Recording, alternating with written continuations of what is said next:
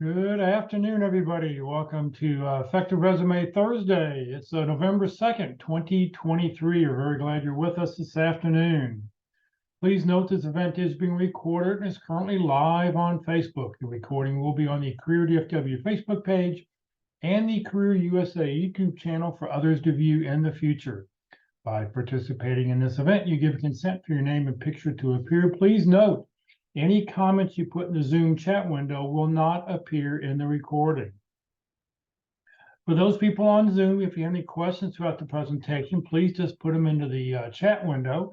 For those watching on Facebook, if you have any questions, please just enter those into the comment field.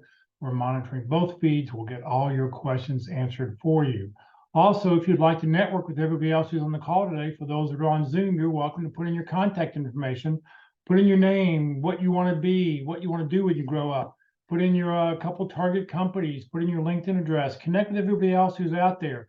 It'll be, it's a great way to network and expand your connections with people who are doing the same thing that you're doing right now.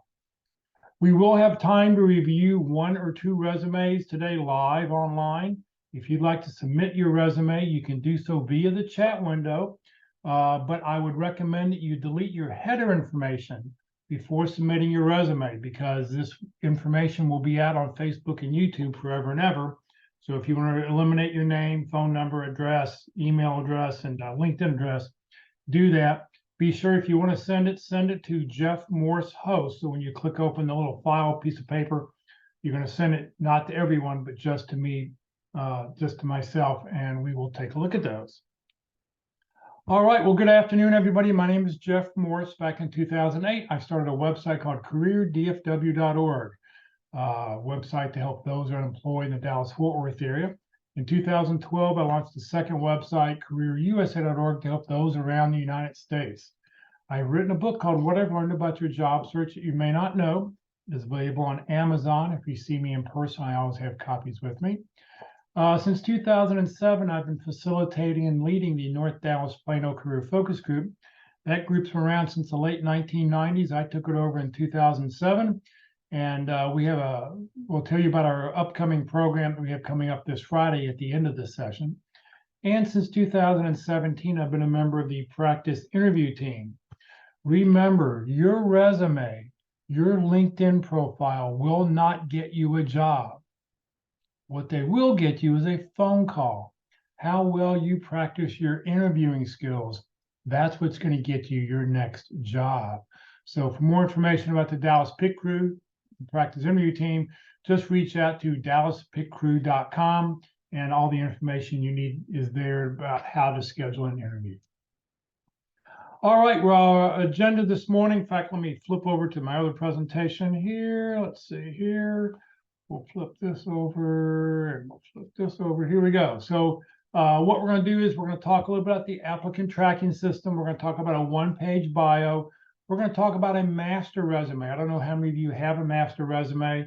And then we'll talk about the key components of a resume. Primarily what we're talking about today is good formatting and what you need to get so your resume gets through the applicant tracking system, the ATS system.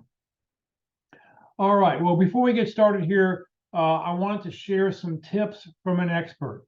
Gail Houston, who is an executive recruiter, and she was the co-leader of the Career Transition Workshop for almost 20 years with Rick Sayat, had a few suggestions. So her number one suggestion is add your customized URL link on your, is just to have that on your resume. Okay, because number one, you should customize it so it doesn't have all the little 09642/456. Customize it so it's just your name if possible, and be sure to include that on your resume, because people are always going to want to find, if they like that resume, they're going to want to look a little bit deeper and see what else is there. Number two, add a professional email address and closest largest city state. You don't want danloveskittycats@gmail.com. You want dansmithpmp@gmail.com. So come up with something that sounds professional. I recommend you have at least 2 email addresses, one that's personal for your friends and family and everybody you deal with just off, not in the career sense. And then your second email should be your work, or not your work email account, but your look for a job email account. Keep checking that even when you do get employed. Be sure to check that, at least on a weekly basis, because think about it, all the contacts that all your professional contacts that you've made will be made through that second email account. So, just, and if you have Gmail, you could just have that second email account get forwarded to the first email account. Closest large city state. The reason that Gail says that is because recruiters like to find people who live within 25 miles of where the office is, because they figure somebody who lives 50, 60, 70 miles away will not want to make that drive every day. So the closest large city state. Be sure to have a focus statement title at the top of your resume. So something like Java front-end developer or marketing brand manager. And what she's saying here is that you want to make sure that your title, that your focus title on your resume sort of matches what's on the job description, because you want to make that connection with the people. Number 4, create an accomplished-based resume, just not tactile responsibilities. I read resumes all the time, and they read like a job description. Here's what I'm supposed to be doing. I don't know how well you did it. So when she talks about an accomplished-based resume, it's give me the details, and we'll talk more about that when we get into the details of a resume. And then number 5, be careful with formatting. You don't want it so crowded that a recruiter cannot easily read it. I recommend 2 pages if you're experienced, 1 page if you're recently out of college and you only had maybe 1 job out of college. And we'll talk more about the number of pages, what people recommend. Nowadays, you can go to 3 pages because you don't put headers, you don't put any page 2, page 3 anymore, because people just look at resumes online nowadays, so they're just scrolling down. But, we'll talk about that in a little bit more detail in just a second. So let's talk about a resume versus a 1-page bio. I think everybody nowadays should have a 1-page bio, and here's why. If you send me your resume, you are going, help me, help me, help me, I'm looking for a job. If you send me a bio, you're telling me, oh, this is who you are, this is what you can do, here's some of your major accomplishments, but it's not screaming, help me, help me, help me, I'm looking for a job. It's, I want to network with you. I want to find out some more information, maybe about somebody I've worked with in the past or about a contact. Your resume focuses on your work history details and your credentials. Your bio focuses on your major accomplishments and expertise. I need to hire somebody who can do certain things. If I see that on your bio, I'm going to pick up the phone and call you. A resume is primarily a job search tool. A bio can be used in many different situations. If you're giving a public speech someplace or giving a speech somewhere to a group, you can send them your bio. If you're networking, you can send them your bio. If you're getting your information put up on a corporate page because you're now the CFO and everybody's got a little bio on who they are, you can use part of your bio on the company page. Here are 2 different bios that I just want to share. The first one here is just remember bios have a picture, resumes do not, because a bio is a networking tool. If you're going to go meet somebody at Starbucks or wherever, you want to make it easy for them to recognize who you are. Underneath your picture, this one here has a couple of their major of who they are, what they do. 1 paragraph about a background. They list their professional biography, their education, contact information, very important, and then their professional achievements and successes. Here's what I can do. So here's one format. Here's a different format, laid out horizontal versus vertical. It doesn't really matter which it is. This one actually could be sort of folded up into a 3-page, to a little trifold if you wanted to, and you could actually print stuff on the back if you, wanted to really get into this. The difference, though, between the 2 primarily is what's over here in the very right-hand side. about target functions and target companies. Target functions are good to show. That's fine. But target companies, I think you've got to be very, very careful with, because if you go and you send this out, let's say you send this out to somebody who works at Coca-Cola, they're going to go, well, wait, you don't even have Coca-Cola listed on here. Wait, you've got our competition listed as their first thing. So if you're going to list companies, make sure that the company you send this to is the number one on the list. Now, this would be a good list to send to your family, friends, and neighbors, and maybe your contacts, maybe people you used to work with. But you would not want to send this to a company that you're trying to do an informational interview with, because you want to focus on them and their company. So that's sort of the difference on where this is. I will show you where to download all these documents. So immediately after this conference, you'll be able to go through and download these documents. There's a great book out there, and I recommend this book highly. I think it's just one of 3 books that everybody should have in their little library about career search. This is called Be Sharp. It's by Minna Brown and Paula Asanoff. You can get it on Amazon for 16, 17 bucks, something like that. Be sure to buy the second edition. And the second, it says under Be Sharp, it says second edition there. And it's got the little lines along the right and left corner on there. The nice thing about this book is the first half of the book tells you how to give somebody your 30-second introduction or your 2-minute introduction. The second half of the book, and the reason the second edition is better, is the whole second half of this book is all about the 1-page bio. They have like 30 different examples in there, and they go into a lot of detail as far as what you need to be putting in there. So I think it's a great book to have. This is Minna's 1-page bio. She's an executive coach and public speaker and author. This is more of an ad slick, because she's using this to sell people into what she does and to be a speaker and stuff. So, yours can be this involved if you want, or it can be, a little bit less. You don't have to have quite as much color in it, whatever. But, like I said, this is her professional bio. This is her ad slick that she uses. All right, let's talk about a master resume for a second. This is something, all right, I've told you a 1-page bio is something I think everybody should have. This is the second thing I think everybody should have, and it's called a master resume. A master resume is a document that has everything you've ever done since maybe high school. You list all your jobs. You list where the address is, who your supervisor was, who your manager was, company address, company manager names, all the details, all your areas of expertise, any certifications you've got, any things you took throughout that. And this thing can be 10, 15, 20 pages long.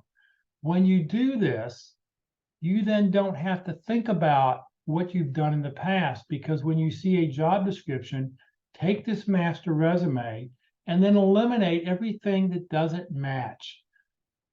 When you're submitting a resume, you're trying to match the job description as close as possible. Everybody here has done a lot of really great things over the years, but you know what? It doesn't matter. They only want to know, I'm looking for this, can you do this, and how well do we fit? So that's why it's just real important that if you have this master resume, you don't have to think about what you've done in the past. Now, you just save this resume as, save it whatever your naming convention is, and you cut it down, eliminate what's not important. All right, so let's talk about some characteristics of a good resume. The goal of a resume is to make it easy for the ATS, the applicant tracking system, or a job screener to determine that you're a good match for the job. Okay?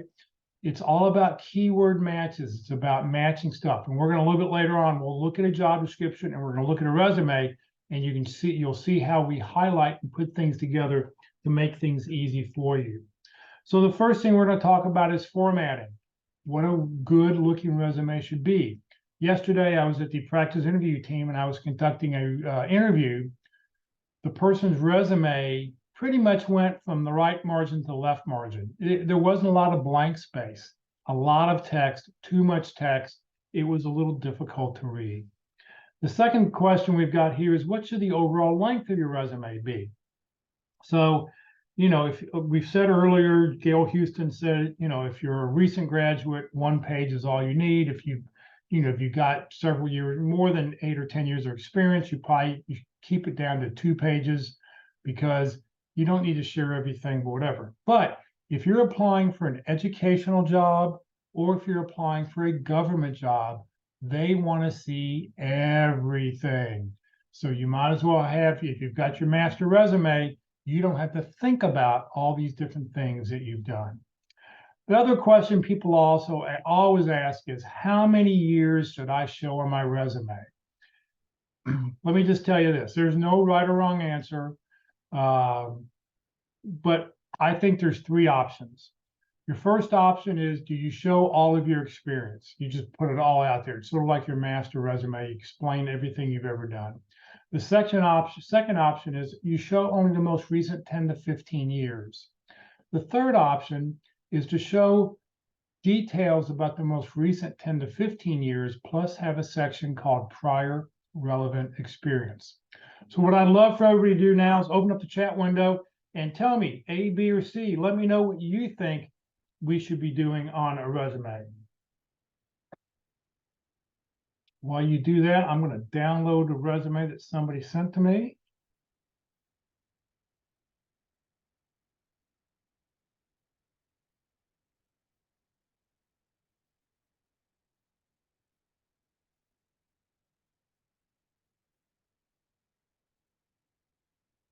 All right, C.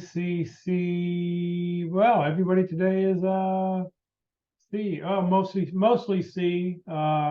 One couple B's that are out there. So, like I said, there's no right or wrong answer here. The point of this is, do you show all of your experience? You could. It depends. If you know who you're interviewing with, if they know who you are, you can show everything, because it's not going to be held against you. If you're applying for a government or a education job, they want to see all of your experience. B's okay, but the problem I have with B is that if you're in an interview and you start giving a star story about something that you did at a job that's not on the resume, the recruiter's going to go, well, wait, when did you do this? Where did you do this at? Well, I don't understand. It's not on your resume. You could confuse them and get yourself in trouble there.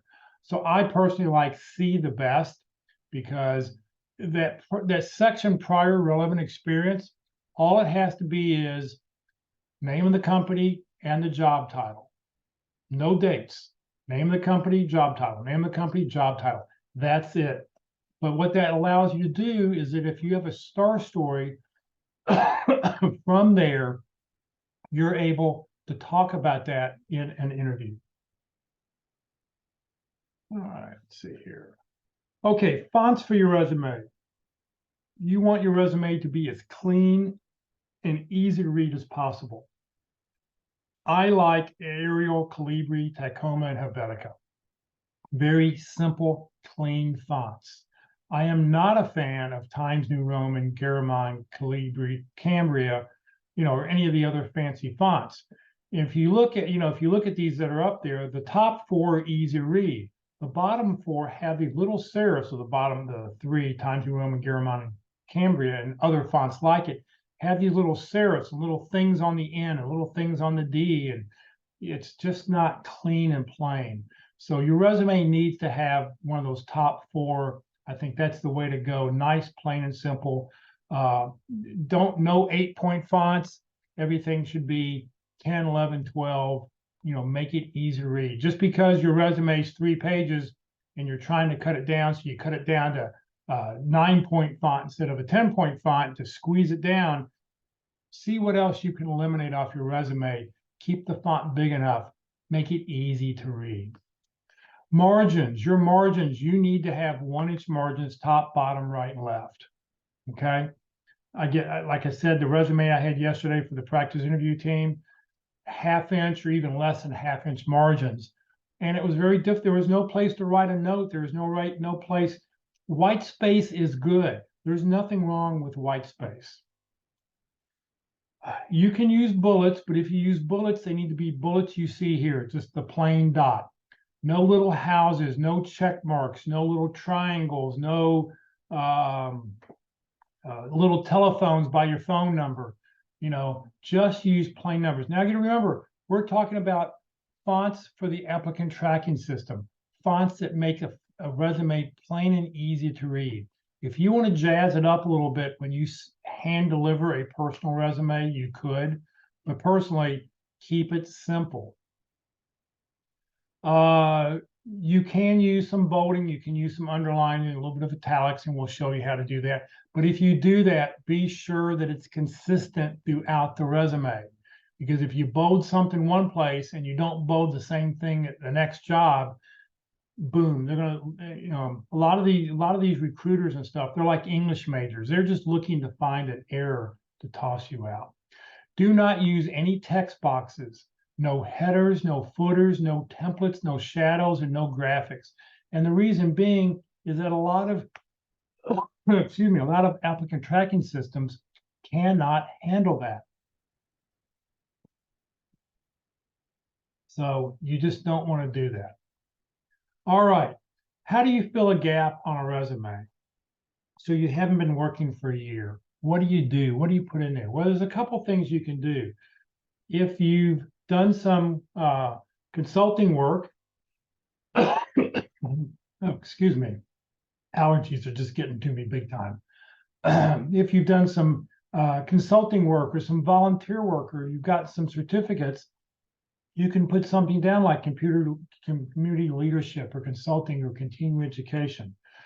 If you've done consulting work, you can group those things together, even if it's pro bono, even if you've done stuff for free as a consultant, list it as consulting work. People ask all the time, well, I had this job for 3 months and this for 6 months and this for 4 months.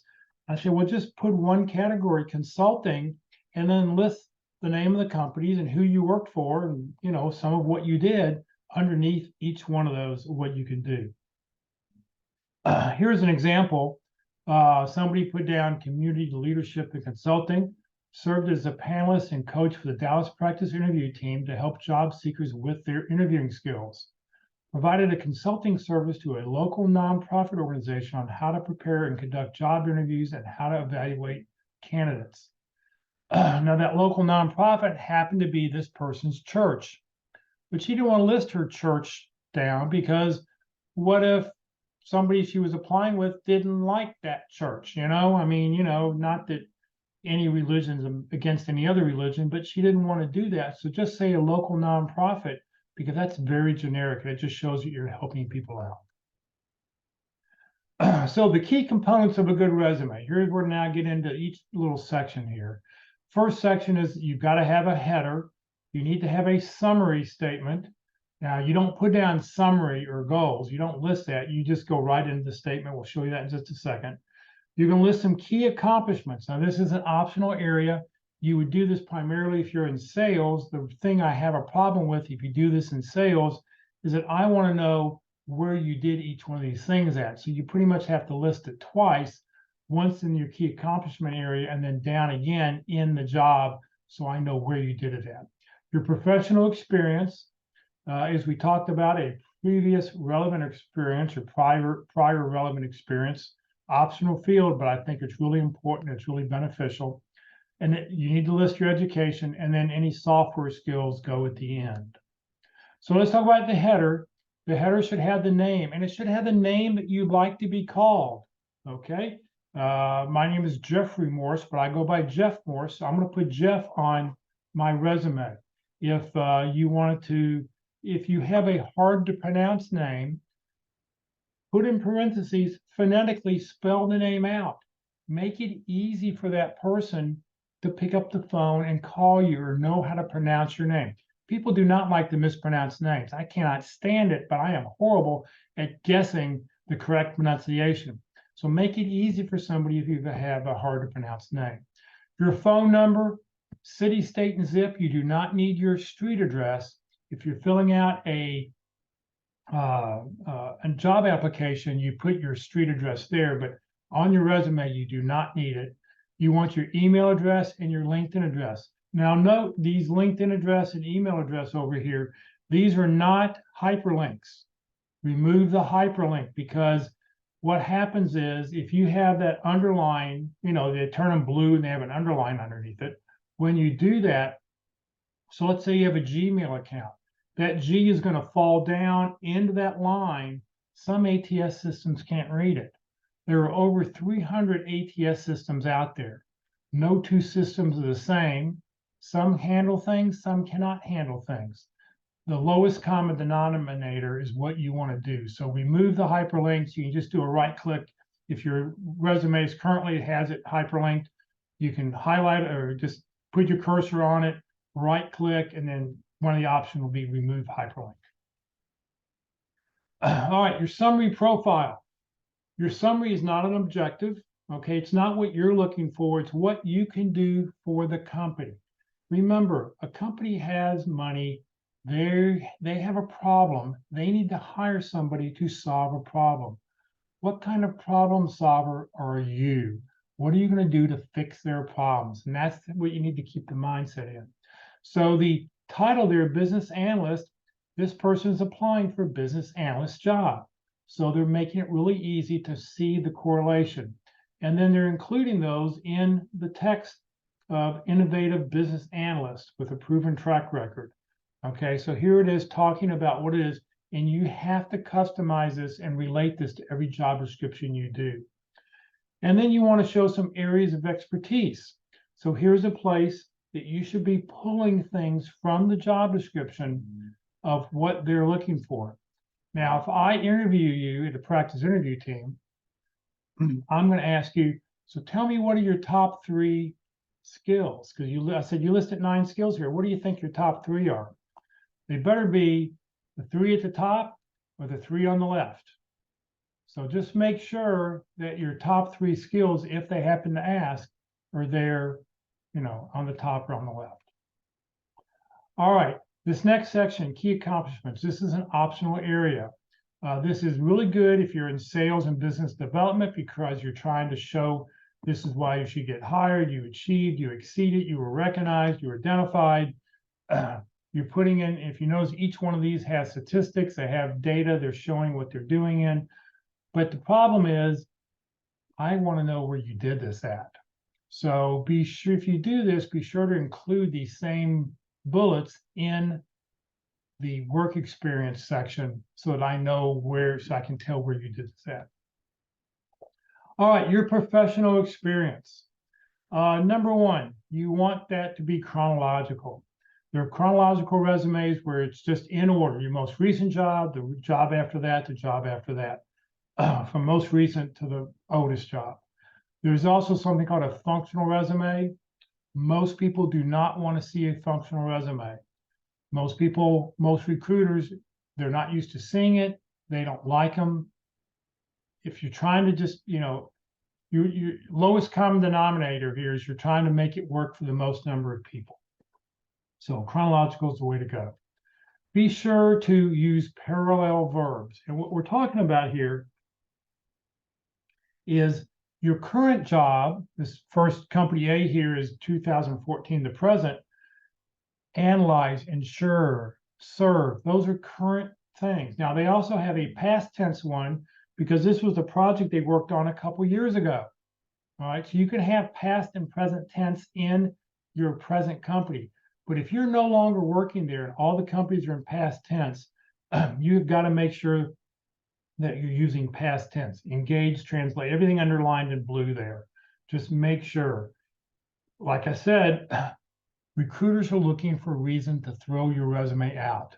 If you don't have that attention to detail, they're going to go, oh, I'm going to the next one. I'm going to go to the next one until I find 10 people who sort of meet the qualifications and don't have any errors on their resume.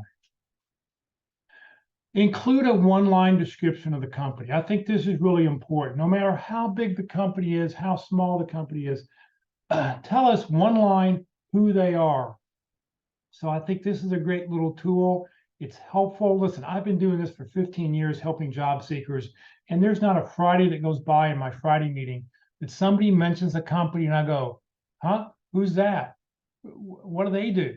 So, you know, companies are changing names all the time, those kinds of things. So we'll talk about changing name companies here in just a second, but give a one-line description about what the company is, what they do.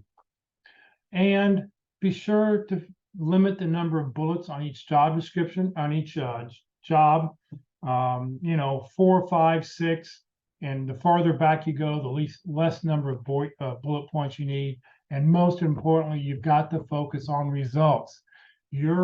Every bullet point has to have a result.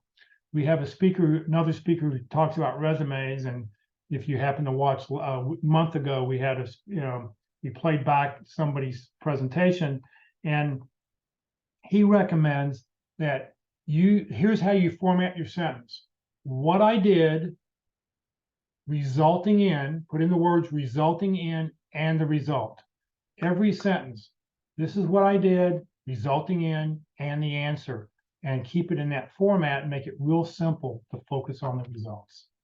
Your professional experience, 5 to 6 bullet points per job. I think 4 to 5 for the next job down, 3 to 4 for the one before that, 2 or 3 there down. You know, you don't want it to be a whole lot. Your bullet points have got to focus on results, and they should not sound like a job description. You have got to make sure that you are telling results, because I need somebody who can sell product. I need somebody who can decrease problems, somebody who can increase productivity. Show me those numbers, and that's going to want to make me pick up the phone and call you and go, tell me more about how you did that. Okay, that gets into interviewing skills. We're going to skip this one here just for time. What if you had multiple roles at one company? What do you do? So I've seen some resumes where people put their dates all the way out to the very right-hand side. Well, what that does is, if I don't understand it, it goes, wait a second, it looks like you're a job hopper. Wait, something weird's going on here. This isn't right. So what we recommend is, come on, there we go. What we recommend is you list one date for the entire time you were at a company. Then the dates that you had each job, you put right next to the title. That way it shows longevity by being at one job, and it doesn't show you being a job hopper. It just shows that you got promoted. So if you had, I worked at a company for 13 years and got promoted 6 different times. So I have one date for the 13 years, and then it just shows, you know, 2 years, 3 years, 3 years, 2 years, 4 years, whatever that is, to right next to the job title show how long I did each job title. What do you do about companies that change names? Companies are changing names all the time. If you just saw today, Six Flags is merging with Fall Cities Entertainment. So who's going to have the current, who's going to keep the title, who's going to change? So how do you handle that? 2 ways to do it. Number one, you can give the current name of the company followed by the old name, XYZ, formerly ABC Company. Or you can give the old name of the company first, possibly with the date of merger and acquisition date. ABC Company acquired by XYZ Company in 2008, whatever it is. I used to work with a gentleman who was coming to these seminars, and he worked for Campbell Soup, the Campbell Soup plants outside the DFW area. And it's changed names 2 different times. He said, yeah, I now work for this company. I said, never heard of that. What was it? Oh, it used to be Campbell Soup. I said, put down Campbell Soup, because we all know what Campbell Soup is. And then in parentheses, put down acquired by the name of the company and whatever date, because you want whatever job, you know, whatever company name has the most recognition on your resume, because people will see that. Your education and software skills, you want to list whatever degrees you have, degree, majors, school, cities, and state. You don't have to list the dates. You can put dates when you're required to do that on a job, on a application, but this isn't an application, okay? Be sure to tell the truth. If you don't have a degree, don't list a degree. And I'll show you how to do that here. If you don't have a degree, you can put something like this: school, the name of the school, the city, the state, the major or area of concentration. And then you can put down you have 76 hours. Or you could put down expected completion December 2024 or something. Put something down to let people know that this is what you're working on, that you will graduate. if you all remember the football coach at Notre Dame who got hired, and 2 weeks later he got fired because he fudged his resume information. He fudged a degree that he didn't have. He said he did, and he didn't have it. So tell the truth, okay? Software skills. List your software skills. Think about all the different programs you've worked with. If for some reason, like here, this person has Visual Studio, but let's say this person didn't have experience with Visual Studio. They had experience with Canva. You know, they were pretty good on Canva building stuff. What they could do is you could list Canva and then in parentheses put similar to Visual Studio. So if you have software that you've worked on and it's similar to something they're looking for in the job description, list what you've done, what you've worked on, and in parentheses put down similar to and list their software that they're asking about, because once again, keyword matching. It'll match the keywords, okay? All right, so here's a job description and here's a resume, and I've shortened the resume down to just one page to make it easy.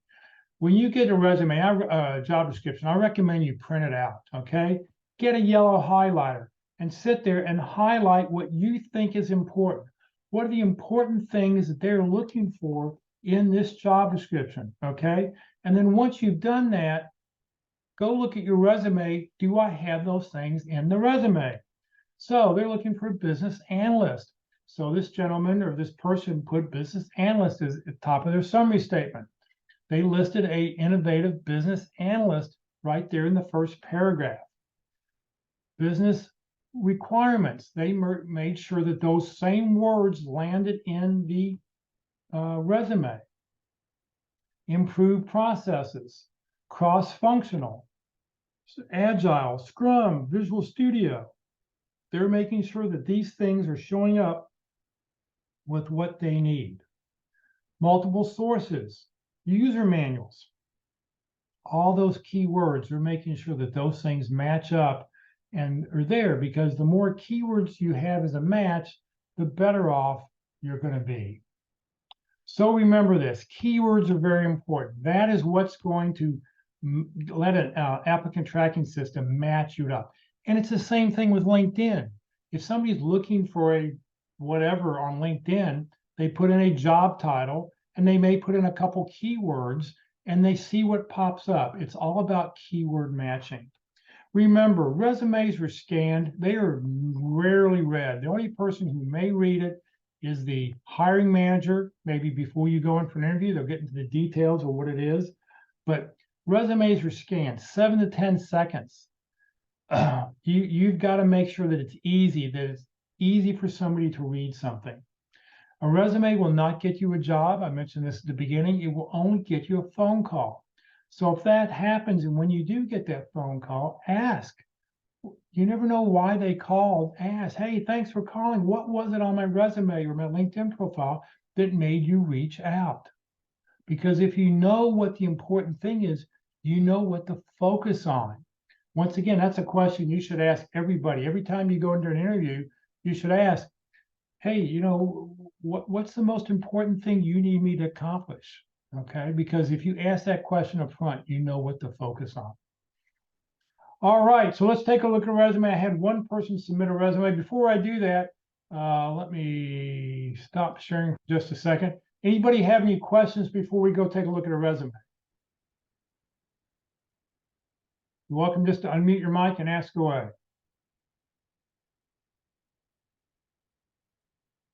All right, let's go take a look at this person. I have a quick question, if it's okay. Yeah, go ahead, Esther. If you're okay with leaving a gap of a few months, what I do is on the bottom of my resume, I also, at the very bottom, I have avocations. What do you think about that? Volunteer, having a section. I think that's fine. Listing, you know, things you volunteer on, that's good.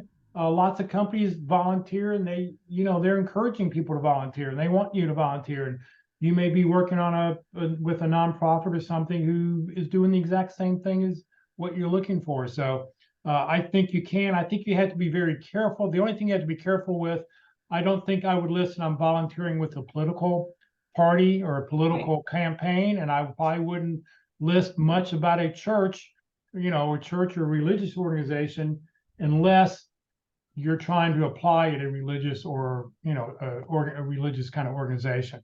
Okay, because once again, are you volunteering in an organization that someone will go, ooh, I don't like those people, I'm going to kick, you're out, because they're just looking, they get 100 resumes on their desk. They're trying to find 10 decent resumes. What are they doing? They're looking for, who can I throw this person out? Nope, nope. Oh, well, this one's not bad. Nope, nope, nope. And they'll go back through the not bad pile and come up with 10 that are decent. So I think it's great. Listing volunteers that you're doing is a great thing. Okay, thank you. One other quick question.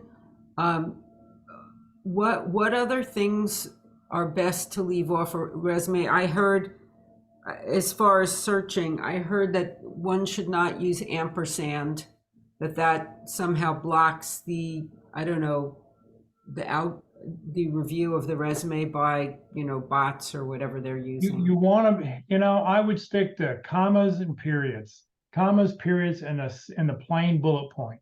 I wouldn't use anything else because, once again, you don't know what ATS system is going to be reading. Yeah, there are 5 major ones that are out there. Probably 75% of businesses use the top 5, but there are over 300 that are out there. And different companies, even if you've got, the same system, some may have this function turned on and some may have that function turned off. And maybe some have a function that was from 5 years ago. And so you want when you're filling out an online application or you're doing something like that, you're submitting a resume, lowest common denominator. What is plain and simple and easy for somebody to read? Okay, That's thank you very much. Oh, okay, go ahead, but thank you. All right, Kim, I see you have your hand up. You have a question? Yeah, thanks, Jeff. I found it quicker to click on the raise my hand than to find where the unmute button was. So Yeah. sorry about that. To your point about, the resume you mentioned just now, where it was so tightly packed, the margins were really small, and there were so many words and everything else. I found myself falling into the same trap with kind of packing all this information into 2 pages. And I went on to one of these online tools. It was called Resume Worded, which seems to be quite a good little kind of AI-driven tool. And it said, okay, my resume is too long. It's 1,300 words, even though it's 2 pages. And it suggests a 2-page should be no more than about 850 to 1,000 words. So, of course, there's no magic number, but I suppose that might be a rule of thumb in terms of a word count to reduce the amount of text and increase the amount of white space. I'm not sure if you've ever thought about it in terms of word count, but that particular tool was digging me because I had a high word count. I think, and this is a trick I learned years ago, is read the sentence and eliminate one of the words and go, does the sentence still make sense? Well, then maybe I don't need this word in that sentence anymore. And then read it without the next word. Oh, no, I got to have that word because that's important. And then if you read a sentence and just start dropping words off, you can start eliminating that extra wordage that's on there. All your bullet points, and I probably didn't mention this, your summary statement, 3 lines or less, no more than 3 lines. People don't read a block of text. The resume I had yesterday had 5 lines. It's too much. 3 lines because people were scanning the resume.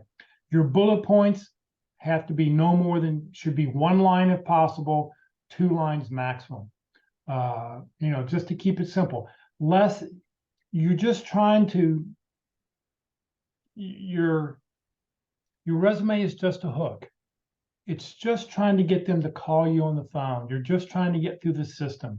So you don't need to fluff it up with all this extra stuff to make it really, really full.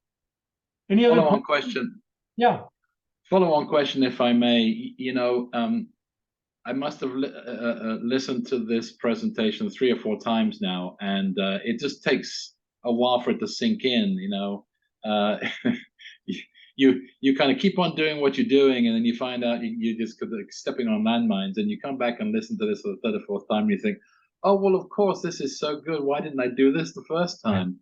So I noticed that under each professional experience, you just have the achievement bullets and no preamble at all about, let's say the business analyst saying, okay, well, as a business analyst, I was responsible for X to Z. Again, I got dinged by this tool saying, don't put that thing in, just keep it to bullets. So Yeah, that's I mean, basically what you're saying. yeah, think about this. A recruiter probably most recruiters are probably fairly new out of school. They could be in their early 20s. They're given a job description, which they may or may not understand what this is, and they're told, go find me 10 people who can do this. And so that they go and they post a job on an ATS system, or they go looking out on Monster or whatever, and they're trying to find 10 people who can do this, who they don't really understand what it is you do. So you've got to make, when you're submitting a resume, and I also need to say this, don't blindly send out a resume. If you're going to send, if you're going to blanket and send stuff out to people, send out a one-page bio, okay? Because you're not getting into the weeds. I know somebody and they told me, I never send a resume out until I've had a phone call with somebody so I can customize and send out a resume that explains exactly what it is they need and giving them the details. So I think, we all get hung up on, how much is in our resume. We've got to put more. That's what your LinkedIn profile's for. You can put that kind of information in your LinkedIn profile, getting into a little bit more detail, and then list the bullet points. But recruiters, they're scanning. It's boom, boom. How quick can I? Yep, this one's pretty good. I'll put this yes, no, or maybe pile. That's what they're doing. And then they'll go back to the maybe pile if they didn't have enough yeses and go into a little bit more detail. So they're not reading all that. They want to see results. I need somebody who can sell $1 million of my product every year. Okay. Can you do that? Show me that on a resume, and I'm going to call you up because that's what I need done. I need to increase stuff. So all that extra fluff doesn't necessarily help. You feel like you need to share it. You feel like you need to tell it, but you'll get that opportunity if they call you when they're doing a job interview. So thank you. It's great advice. All right, so I have one person who sent me a resume. Let's go take a look at that. Let me see where I put it at. Here we go. Let me move a few things out of the way here so I can see it. All right. This is always great. I think it's great to show, if you've got multiple languages, you always want to do that, what you're doing. Now, there's some weird spacing here. I don't know why. Like, here's 2 spaces, here's 3 spaces. There's some weird formatting here on these spaces, and I'm not sure. Like here, this word looks weird, the A and D. So I don't know what's going on here. Let me highlight it. No, something's causing this to do some funny spacing. And I'm not sure what it is, but I would check that out. Once again, I'm not a fan of this font. So this is Times New Roman. I think a plainer font like Cambria or Calibre is easier because it's a cleaner, easier font to read. I think your education should go at the very bottom. The only time you put your education at the top of a resume is if you recently graduated or you recently got an MBA or something like that. And if you do that, then you go ahead and put the date by it. Otherwise, it should be at the bottom. Also, here's a weird space. You see here, the B is 1 space in from the A. So once again, these are little things that are going to, in my case, I'm going to go, well, this person is really not paying attention to detail. Here, there's no space between the T and the slash. You've got one after the slash, but not before it. You got to be very, very careful with this. You got a double space here, and here there's no bullet point in front of this first one. What happened? I'm not really sure. Technical skills, I would usually put at the very, very bottom, or I would even do this, just stay down skills. Let's see here. Let me see if I can do some other formatting here on this. Let's see here.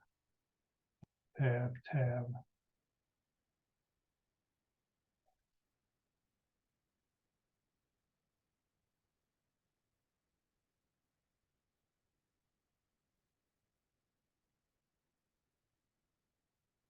You know, I would do something like this and come up with 6 things or something that you can, and then something else, you know, something else to put here. You know, just to have a third thing on there. Also, you don't need the periods. Yes, thank you, Karen. Yeah, you don't need these little periods at the end here. This list, oop, you know.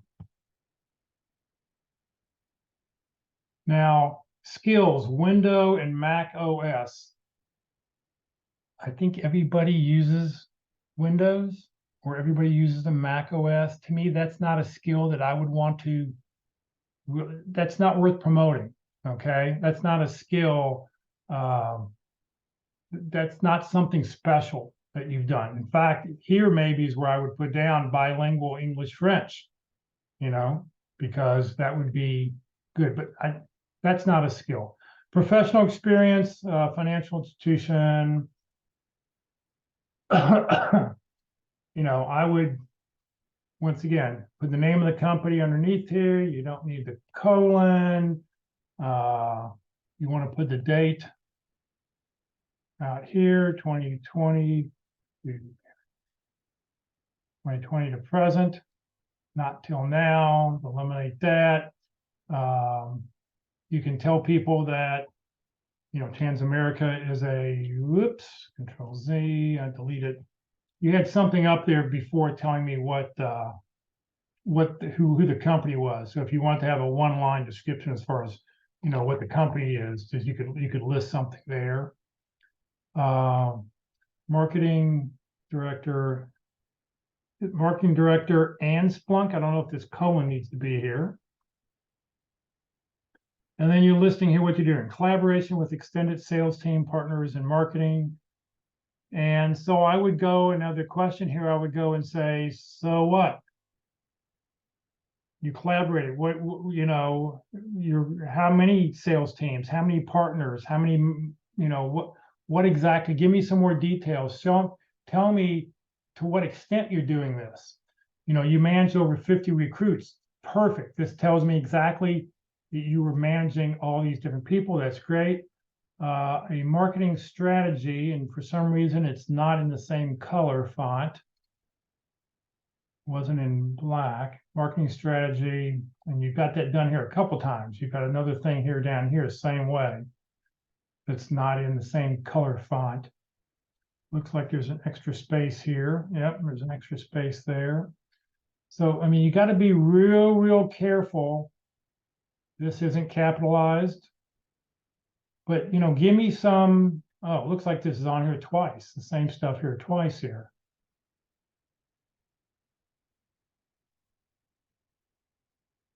Yeah, that line's there twice. This line's there twice. This line's there twice. Once again, there's a lot of funky spacing here. Here's a space it's missing. Knowledge about Splunk. All right, so the slide that I skipped over, and I guess this would be beneficial to do this here, is read a bullet point, use the Splunk tool to analyze logs in various applications, and then ask the question, so what? What was the result?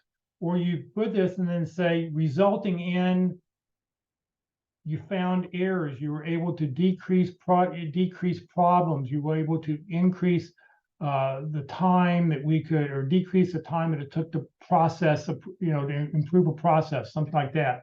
You've got to give me some things, you know, some results. And I'm seeing the same stuff here over and over again for some reason in this resume. So I don't know, something's just really weird on here. Here's bad format again. This period shouldn't be here.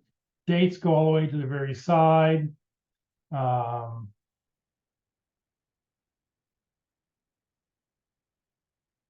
Once again, put the date up. You want your dates over in the upper right hand side. I'm not sure why these two are indented. They should, you know, you want everything to be lined up together. So, you know, I would want to work. I'd want you to work on this resume some more and get it into a little bit cleaner format. we have that formatted up online, so you can, I'll show you here where it is. You can go download what's going on. Let me go through these messages real quick.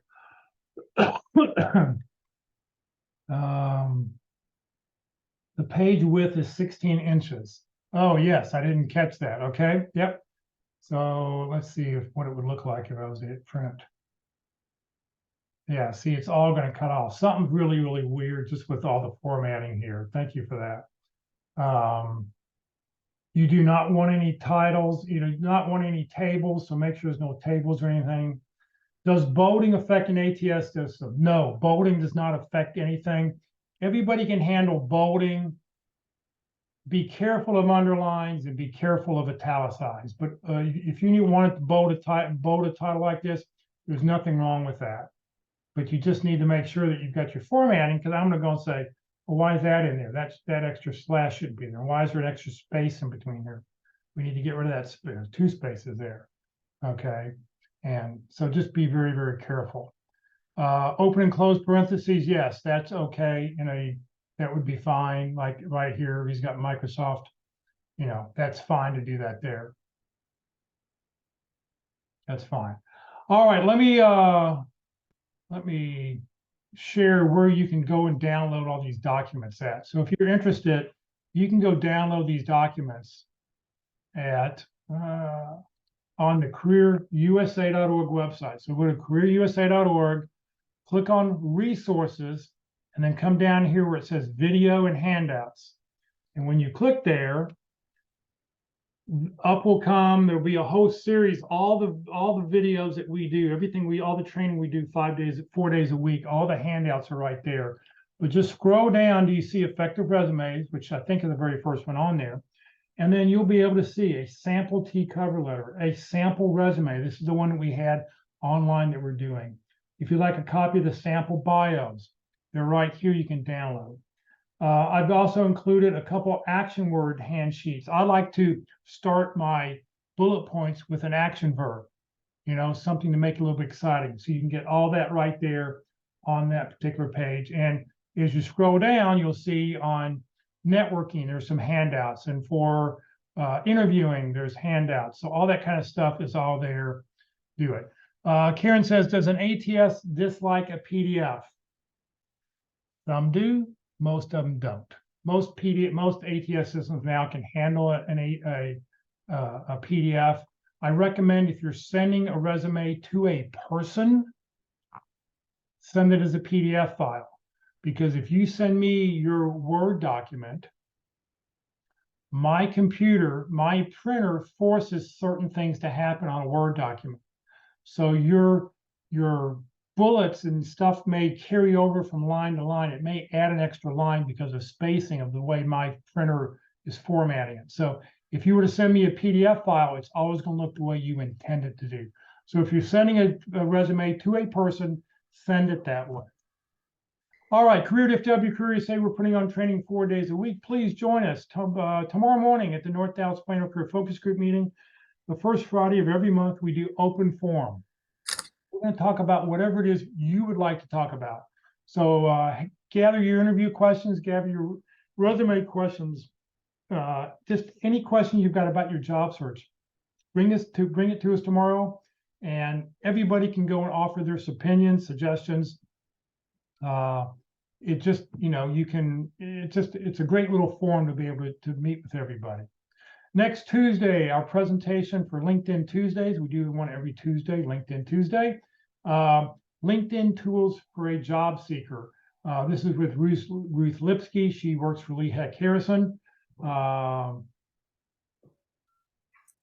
So that would be great. And Brett goes and puts on here, if not a PDF, then recommendations for the ATS system. An ATS system is going to tell you can submit the following kind of documents. So it'll say a Word document, a Google Doc, a PDF. If it says PDF, I'd send the PDF. If it doesn't if it doesn't say that, they'll tell you what kind of document you can submit. Okay. I'll put that Hey, out. Jeff. Yes. What about bolding? Does that affect the sort in ATS systems? No, that will not affect an ATS system. Thank you. All right. So LinkedIn on Tuesdays. Next Wednesday, the practice interview team will be meeting online. So if you'd like to watch a real practice interview, we had 2 interviews yesterday in person, but next Wednesday we will be online. You'll be able to watch somebody be interviewed. It will only be on Zoom. There'll be no recording. So if you want to watch it, you do need to watch it live. We only record it for the interviewee, so they can go back and watch it. And then next Thursday, being the second Thursday of the month, we'll talk all about networking. Every session, we have a different speaker who shares their thoughts on networking. This session has been recorded. It will be on the Career DFW Facebook page or the Career USA YouTube channel. On the Career USA YouTube channel, click on playlist. I have over 550 videos there. It's hard to believe it's that many, 550 videos, but every video I goes into a playlist, one of 7 different playlists. If you click on Effective Resumes, at the very bottom, it says View Full Playlist. Up will come a list of different people who've been talking about resumes, and you can go back and watch any session you want. This session, it'll take about 2 to 4 hours for YouTube to get it uploaded. So it'll be up there by dinner time tonight if you want to go back and watch it. If you'd like to join the Career DFW or Career USA LinkedIn groups, you're welcome to join one or both. You do not need to live in the Dallas-Fort Worth area to join the Career DFW group. And yesterday we crossed our 15,000th member. So we now have 15,000 members. If you'd like to join, you're welcome to join us. It's a great way to connect with other people who are out there. If you're not receiving emails about our workshops, please join the Career USA mailing list. You can just scan this QR code and it will start an email. Just hit send. You don't even have to put anything in the email. Just send a blank email to Career USA, the + subscribe at groups.io. You'll never be spammed, but what you will get is the title of the day, the topic of the day, and most importantly, the Zoom link of the day. That way you can join us. Please remember, Career DFW, we're a 501c3 nonprofit organization. Our 15th birthday is coming up next week. It's hard to believe it's been 15 years, but everything I've done over the last 15 years has strictly been as a volunteer. This is what I do to give back to the community. So, thank you, and hopefully we're helping everybody who's out there. So thank you very much for joining us, everybody. Have a great Thursday, and we hope to see you tomorrow morning or one day next week.